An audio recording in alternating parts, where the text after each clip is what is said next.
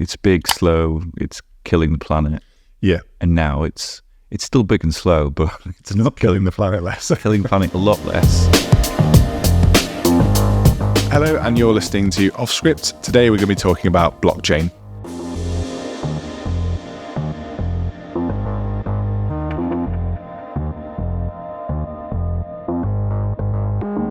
So I've accepted that we are officially middle-aged now because we were just talking about grass. Yeah. So my grass, is as in the lawn, is it's very, very patchy. So I put a load of like grow quick liquid on it. Yes. All that's happened is the weeds have gone for it. Fully gone, yes. Finally been fed, and now it's just weeds. I mean, I'm by no means a grass expert, but one thing I did do is buy enough grass seed to cover 120 square meters and put it in a 10 square meter plot. Yeah. Well, when you first started putting it out, the birds were having it as food, weren't they? So. Absolute bastards. Basically having a fine dining meal on my lawn. Nice. So yeah, they 20 quid a pop.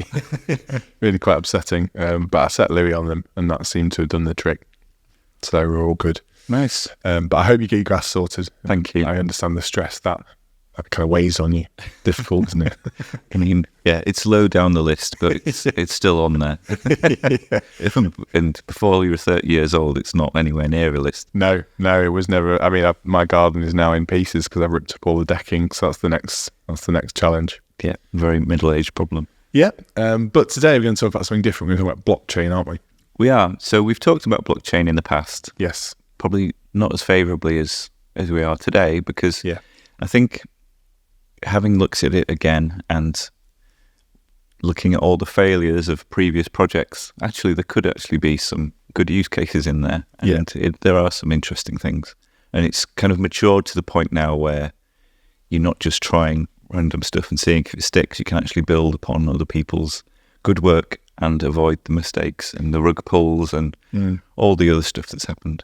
Yeah, I think there's some quite interesting technical facets to it, but also I think one of the reasons that we wanted to kind of touch on this episode was we've previously kind of talked about it in terms of it being kind of a bunch of Web3 tech bros doing kind of stupid or inane things with it, and actually there's a lot of really good uses for it, and certainly we're starting to see the future of it looking a lot better than where it came from, in terms of the environmental impact and things like that. So we're going to touch on all those sorts of things. But I think we were going to kind of start by what the hell is it and how does it all work?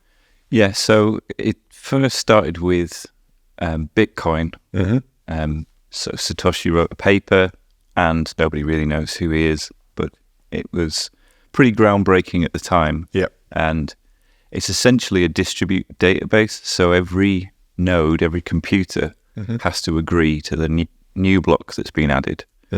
And in Bitcoin, that's done through proof of work. So that's something really computationally expensive. And it's a cryptographic function that you try and discover a new block, and that's quite hard to do. And that's what mining is.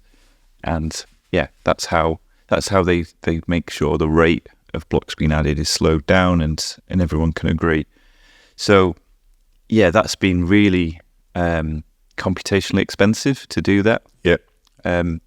Because all the nodes have to agree. They all have to start mining coins, mining Bitcoin. It's all changed recently with Ethereum. They brought out a new version, and they've moved from proof of work to proof of stake. And proof of stake is where you, as a miner or somebody validating a block, you stake a little bit of ether, so a little bit of currency effectively, and say, I'm putting my name to this, and this is the amount of money that I'm willing to lose if I'm wrong, right? Basically. Okay. And then if other nodes can prove you wrong, then that money gets taken off you. Right. So it's not very it's much less computationally expensive. It's like 99% less energy. So it kind of changes the model a little bit, like from back when I was sort of dissing it. It was like, it's big, slow, it's killing the planet. Yeah. And now it's still big and slow, but it's not killing the planet less. Killing the planet a lot less. Especially when you look at like Netflix and video streaming, things like that, pushing bits over the wire is quite energy. So the kind of slowness to generate originally was by design, in terms of the fact that we didn't want to make it too easy to generate the currency. That's right, yeah. So how does this proof of stake change that? It makes it much quicker to add transactions on. But yeah, it's a different trust model. So instead of trying to trust things by slowing it down, making it expensive, it's making it expensive in another way. Yeah. In terms of you losing that equity from your balance, I guess. Yeah, that's right. Which is really interesting, and you can still defraud it. Like if 51% of the network were in on something, they could take it over. Yeah, and that's how you do a hard fork. But yeah, it's kind of interesting. So it's not interesting for a lot of the reasons that the Web3 bros think it is. I don't think it's not lots of variations of digital monkeys for the sake of it. Yeah. But it could be really interesting in situations where there's low or minimal trust between organizations. And I do think there could be an identity thing there as well, like digital identities that are shared, and then that leads into like the metaverse chat that we had in another podcast episode. Yeah. Like instead of one organization owning the data, it's actually shared amongst lots of people. Yeah, true decentralization of that. And we're seeing like good ideas around that. Like Threads came out the other week, and that's got federated servers as well. So you see next to people's profile names, it's got Threads .net or something next to it, hasn't it? Yes. And that is just one provider, and then you could in future add other providers. I don't know how well that'll pan out. Yeah, it's interesting, isn't it? Because I think the approach to decentralization across social networks, for example, Masterdon and others have done a really cool thing there. But I think that still, for me, missing that traction in terms of actually for the social aspects of it. For example, you actually want a centralized network. Yeah. So it's a bit of a weird compromise in between. Like, do you want the control over your data, or do you want to have that more crowdsourced approach to it, or do you want it centralized because actually the network effects are more powerful if it's in a centralized place? And software development is way easier if it's centralized. Yeah, like a million times. If you distribute, I think you saw microservices wavering on my lips. Yeah. Microservices and any sort of distributed compute is tricky. I think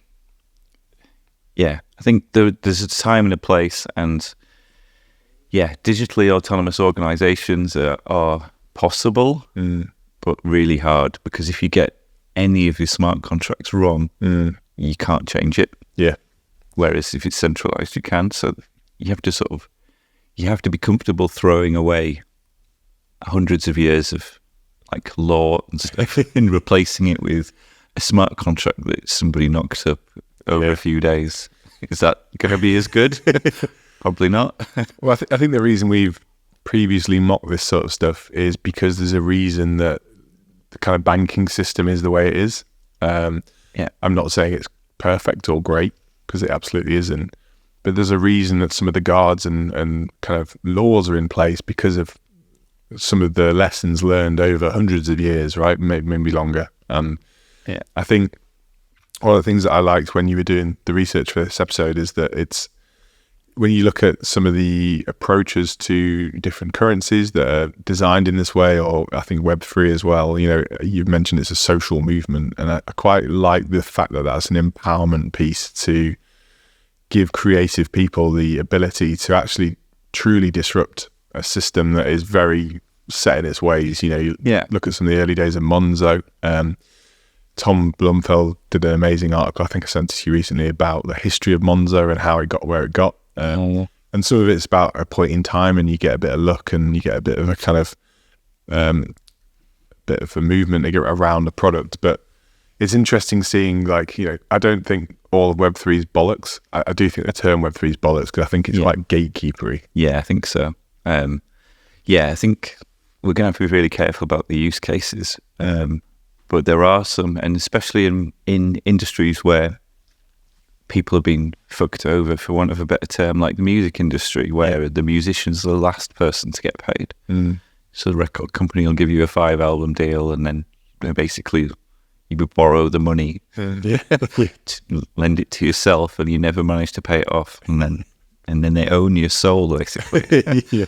That is ripe for disruption. Like, what if you could have, like you've got an initial coin offering, what if you could have a bunch of people invest in an artist, and then in the future, if they became famous, you could have a little share of, a reasonable share of their royalties, rather than like taking over their whole career. Yeah.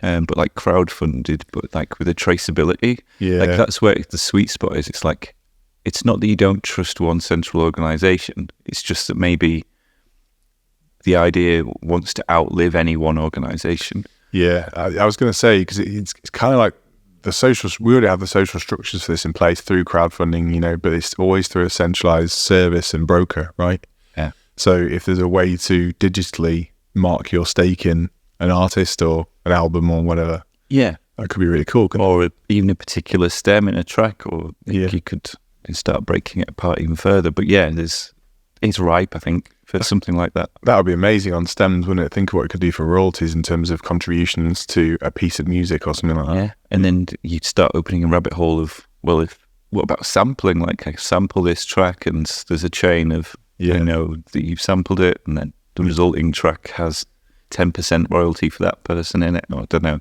Yeah. But that could be pretty nuts. Sampling, though, that's a really blurry area. Like, Ed Sheeran just recently won that court case, didn't he? Oh, did he? Right. On, I think someone, I can't remember the exact detail, I'm afraid, but essentially someone was saying that he'd sampled something without proper credit, and he was basically took them to court and was like, let's talk about sampling. Yeah. Because it's really, really hard to actually do royalties off sampling properly.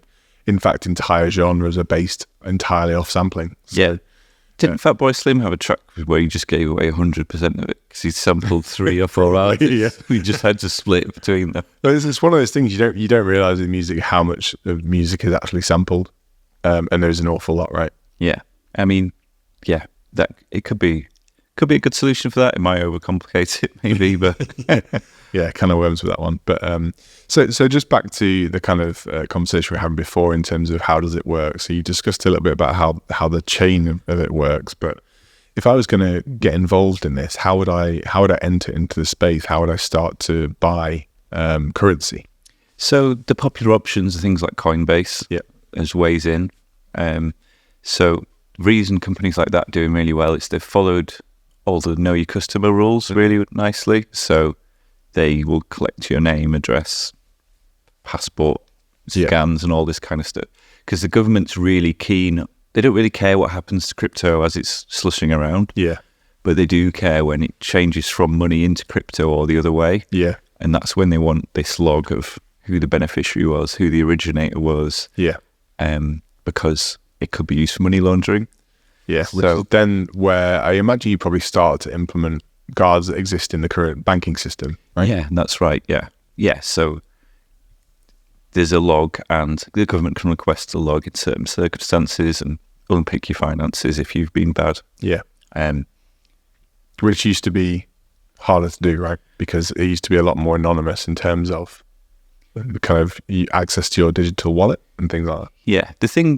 The way I feel about it is that you can put all those checks in place, but all it does is move the criminals somewhere else. Yeah. So they'll just get Ethereum for cash in other ways. Yeah. So by paying private individuals off the record. Yeah, that's true. And things like that. Bank transfers. Laundering through other entities, basically. Yeah. Yeah. Just regular criminal enterprise. just your bog standard laundering. Yeah, it's interesting, but it just makes it more difficult for everyone else. But I guess it'll catch out stupid criminals. Yeah, which is good, I suppose. Yeah, I guess so. I mean, it's interesting with any new technology. I guess there's always ways to exploit it, and there's ways that people don't fully understand how it can be used against you as well as it can be used for gain, right? Yeah, definitely. So kind of in terms of Because you have a digital wallet, don't you? You kind of store everything in a digital wallet. Yeah, so a lot of services that make it easy for you will store your wallet on your behalf, and that's where things can go wrong. Yeah. So ideally, you would have your own wallet on your own computer. Yeah. But that adds its own risk. Because if your computer disappears... When your computer disappears. Yeah. In your case, which train you've left it on or something. Yeah, I haven't done that for a while. But most people will have some kind of catastrophic computer failure at some point. Yes. Whether it's losing it or the drive's knackered or whatever. Yeah. But you can have a paper wallet, which is a paper backup. So you print it out and you painstakingly type it back in if you need it. That sounds horrendous. But a lot of proper crypto nerds do recommend that as a good storage solution. So they would delete, if they wanted to properly store some wallet on their computer, instead of having it in a file with all the information, they'd much rather have it on paper and delete it from their computer. Right. That's the true definition of cold storage, isn't it? Yeah. Yeah. Because even like Mt. Gox that went bust, they had a cold storage system, they said. Right.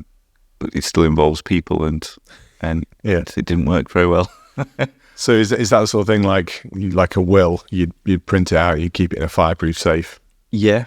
I mean, it depends what you're doing. I don't know why you would just want to sit on a load of crypto in a cupboard, but you might. It's not really good investment, is it? Well, the problem is it's so volatile. So we're seeing, the currency gain and lose value at such rapid pace.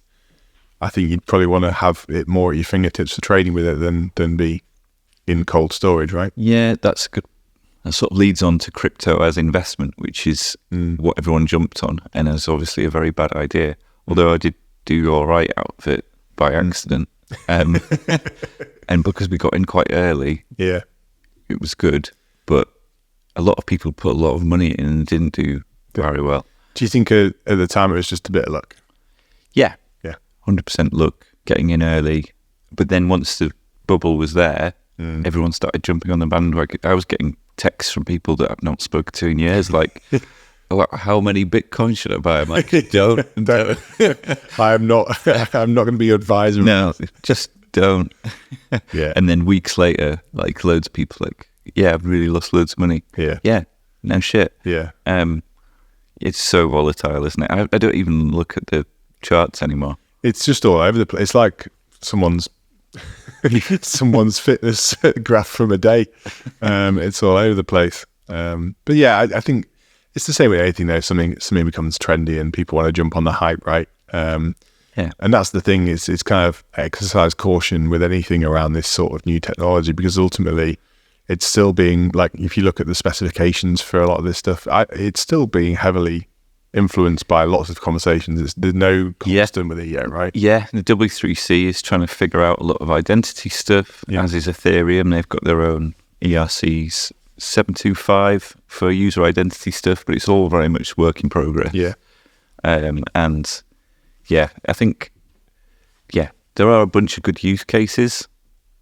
We just need to make sure that we're doing them in the right way. And it's like one of the possible use cases is like, if you wanted to have a social good built into buying a product, you could just put in a smart contract that 25% goes to this charity, and they'd be able to provably see that was happening. Yeah.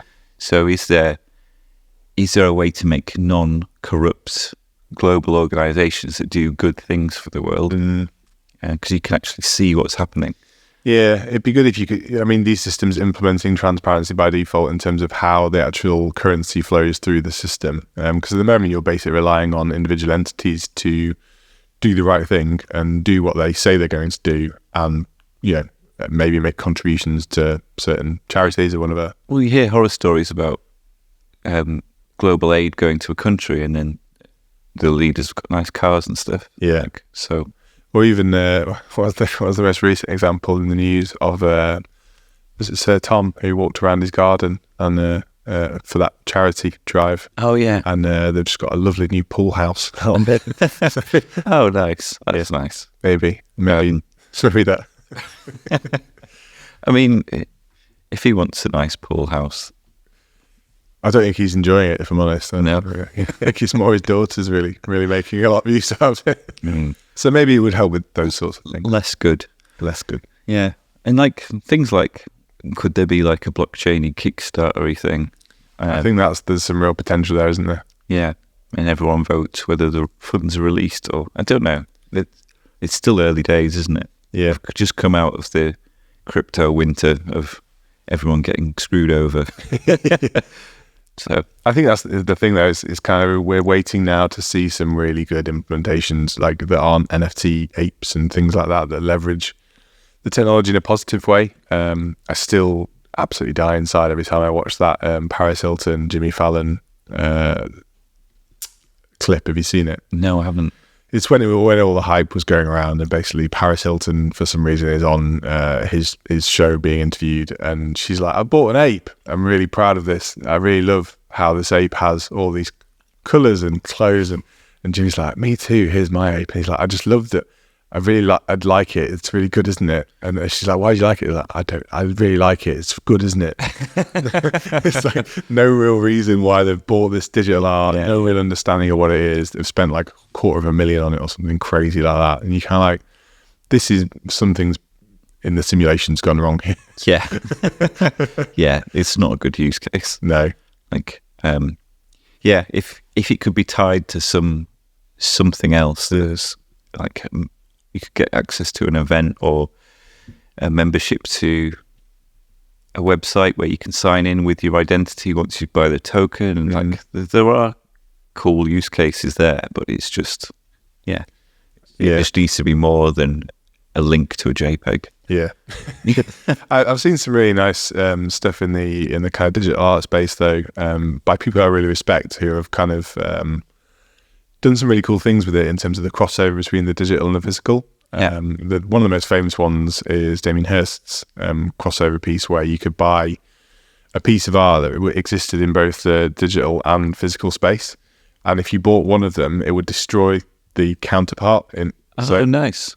So you either owned a digital Damien Hirst piece or a physical version of exactly the same piece, but you can't own both. Right. Yeah. So he showed him burning the ones that people couldn't have, and which are quite like the kind of statement it's making. And there's audio also amazing, like Nadia Bremer and I saw Charlotte Dan's doing some amazing stuff at the moment with NFT art and stuff. So I think there's and these are really beautiful pieces of art. They're not NFT apes. They really are one of a kind digital pieces of artwork, and I think there's real space in it for that. But sadly, I think a lot of that's got a bad name because of bloody apes.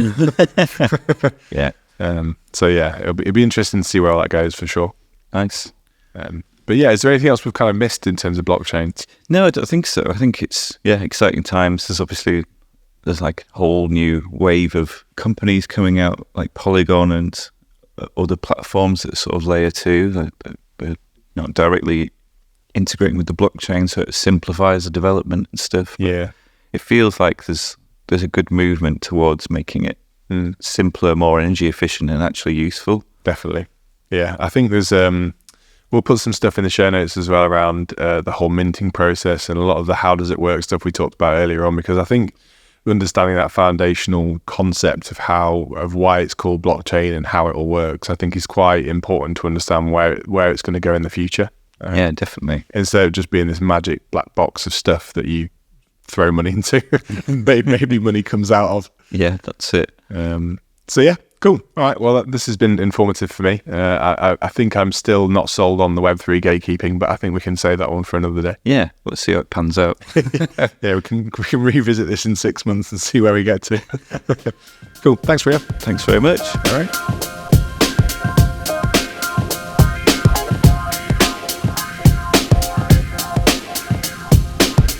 Thanks very much for listening to this episode on blockchain. Hit subscribe for more episodes, and we'll be back soon with the next episode. Cheers.